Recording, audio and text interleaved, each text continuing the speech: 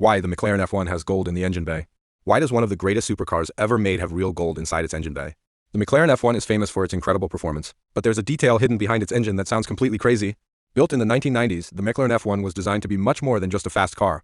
It had a lightweight carbon fiber structure, a central driving position, and a legendary BMW V12 behind the driver. But that V12 produced a serious amount of heat, and that's where the gold comes in. McLaren used gold foil as a heat-reflective material around the engine compartment.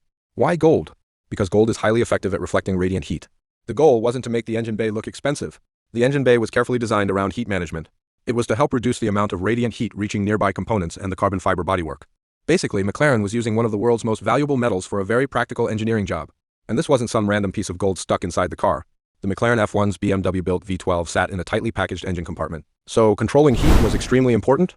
The gold foil became one of those tiny details that perfectly represents the F1. If something could make the car better, McLaren didn't care how unusual the solution looked. That's what makes the McLaren F1 so fascinating.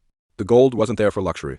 It was there because engineers wanted to control heat while keeping the car lightweight and incredibly focused on performance. So the next time you see a McLaren F1, remember that behind that legendary BMW V12, there's a little bit of real gold doing a very serious job.